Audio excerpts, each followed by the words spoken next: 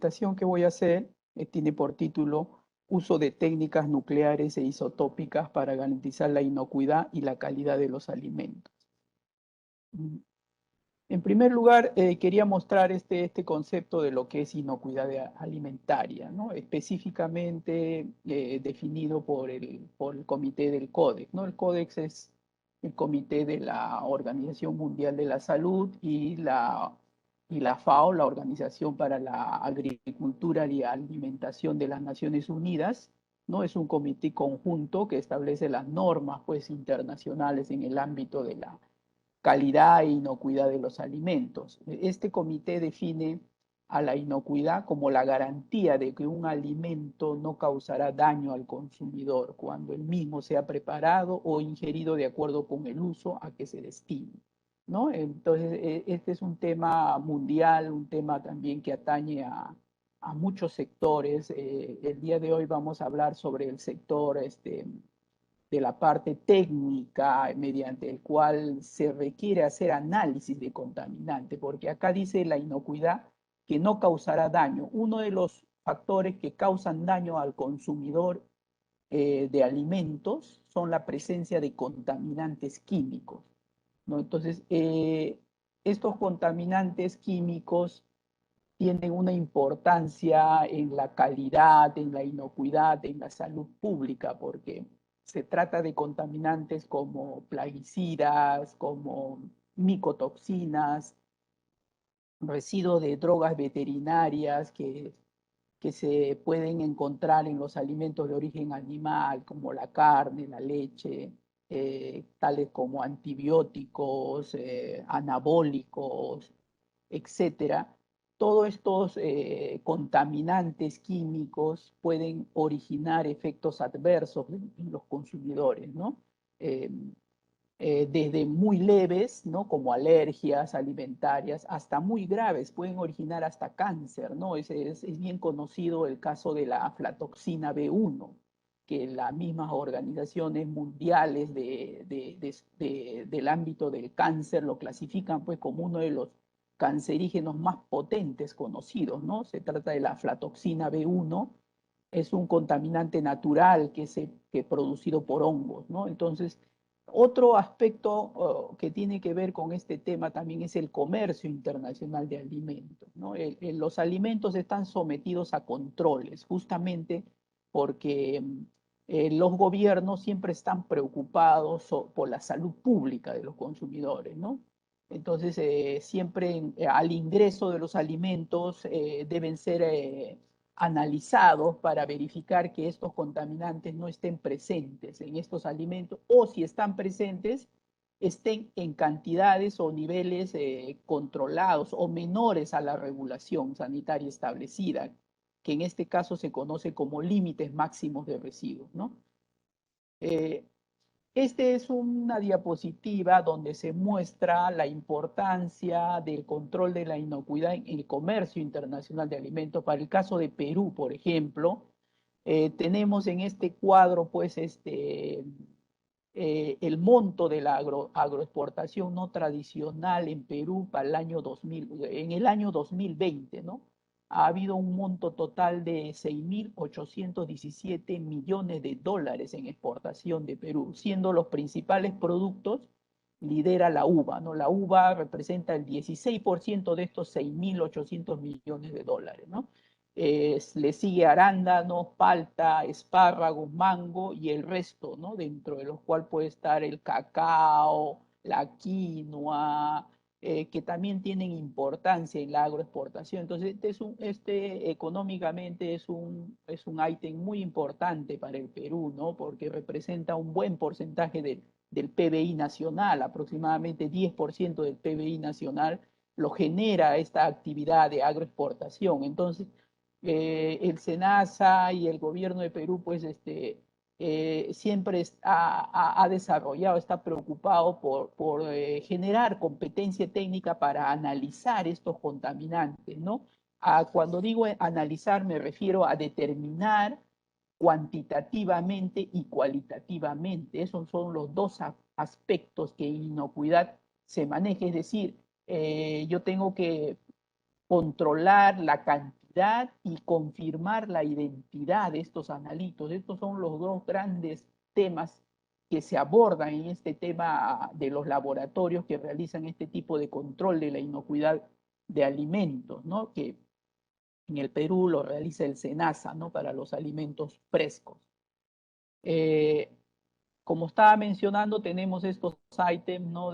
Para el control de la inocuidad alimentaria, agroalimentaria, ¿no? Tenemos estos contaminantes, plaguicidas, micotoxinas, metales pesados, medicamentos veterinarios y compuestos orgánicos persistentes también, ¿no? Entonces, esta es una actividad que se realiza, pues, a partir de la toma de muestra, que se puede realizar en los mercados, en el campo, en los puertos, aeropuertos, para verificar que los alimentos no contengan estos contaminantes químicos o que contengan en niveles menores al LMR. Ahí hay dos grupos siempre que hay que distinguir, ¿no? Un caso son los contaminantes prohibidos, en lo cual no se acepta ningún nivel, ¿no? Esos son casos los más tóxicos, ¿no? Los más tóxicos, por ejemplo, cloranfenicol en carne de pollo, está prohibido, ¿no? Internacionalmente, por mencionar algunos, ¿no? El resto, la mayoría se maneja con lo que se denomina límites máximos, es decir, se controla que la cantidad, si tuviera, esté debajo de estos valores máximos, que se considera que es el límite para un manejo seguro, ¿no? De alimentos. El laboratorio juega un rol muy importante porque ejecuta la parte analítica, ¿no? Ejecuta la parte analítica, ¿no? Que sigue este flujo, ¿no? Desde el ingreso de la muestra, la preparación de la muestra, la parte técnica, instrumental, ¿no? Y la salida de este proceso son los informes de ensayo o certificados de análisis. Entonces los consumidores, los agroexportadores, los organismos reguladores, los clientes en general, pues estos informes lo que ellos tratan de ver es si cumplen los requisitos sanitarios, en este caso de inocuidad, los denominados límites máximos, ¿no?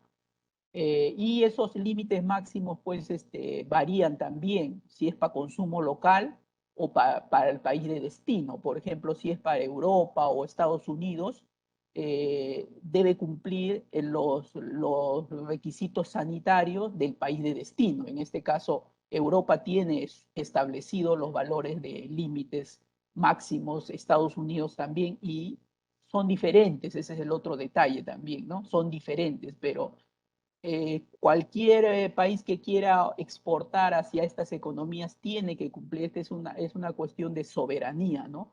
No se puede transgredir. Si Estados Unidos establece unos requisitos sanitarios, pues todo país como Perú u otros países que exportan alimentos hacia Estados Unidos, obligatoriamente tenemos que cumplir estos requisitos sanitarios, ¿no?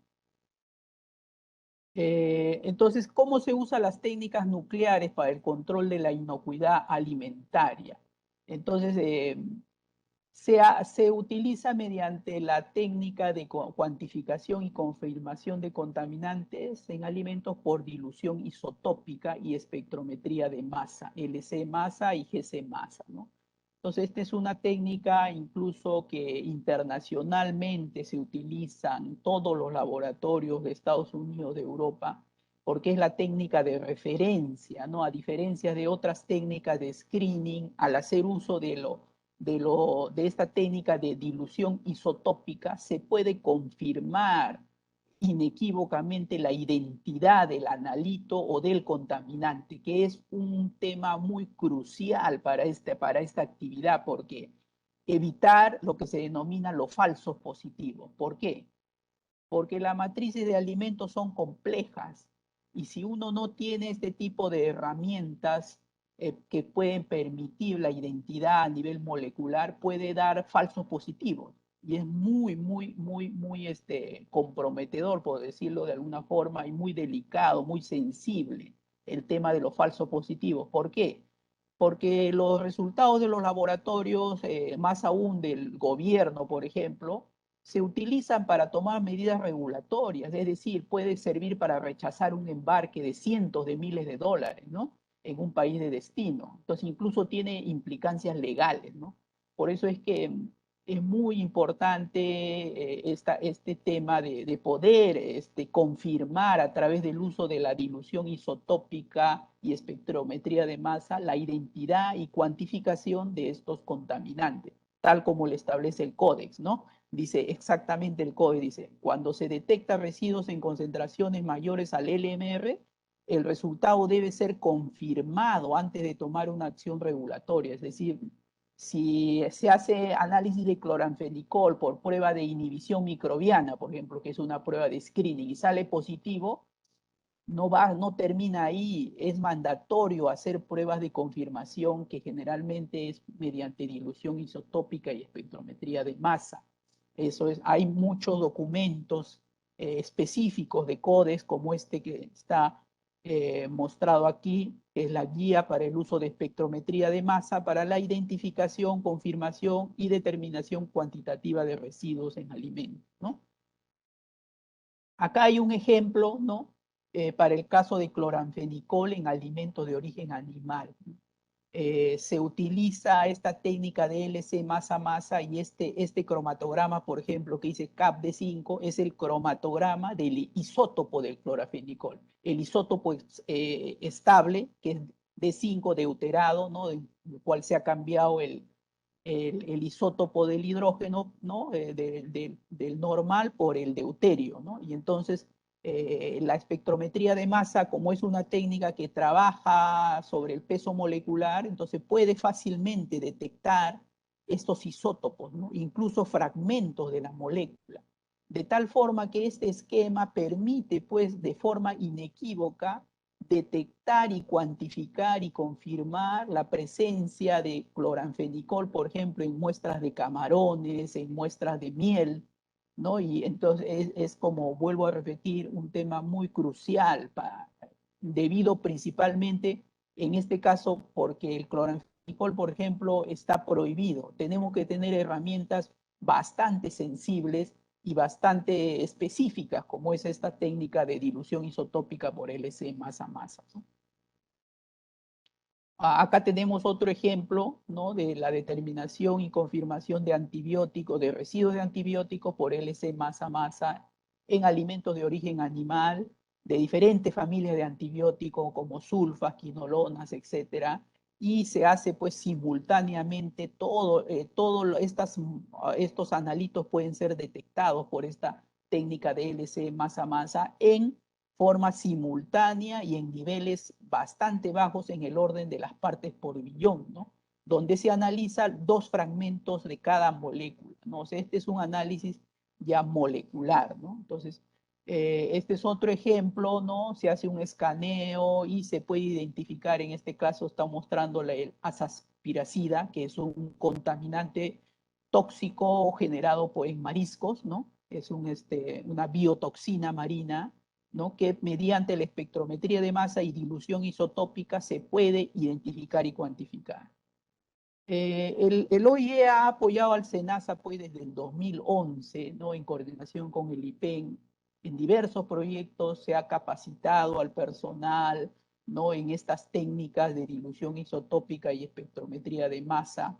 ¿No? Tenemos acá la lista de proyectos ARCAL desde el 2009 en el cual viene participando el SENASA hasta actualmente. Tenemos dos proyectos de ARCAL en los cuales participamos, en los cuales ha habido bastante apoyo para el fortalecimiento y el desarrollo de la competencia técnica del personal del SENASA, ¿no? Que ha permitido pues desarrollar estas metodologías en el SENASA hasta tal punto de que el SENASA actualmente cuenta pues con acreditación, ¿no? Acá hay diversos eventos que se han realizado, incluso el SENASA a través del OIEA y PEN hemos realizado pues capacitación regional para colegas de laboratorios de Latinoamérica y el Caribe, ¿no? En técnicas de LC masa a masa y análisis de residuos y contaminantes en alimentos, ¿no? Y uno de los grandes logros que tiene el SENASA pues actualmente es haber obtenido la acreditación internacional ISO 17025 para estos métodos de ensayo, incluyendo las técnicas de LC, masa-masa, GC-masa, que como mencionaba utiliza el método de dilución isotópica, el uso de los denominados isótopos estables, isótopos marcados, isótopos estables marcados, ¿no?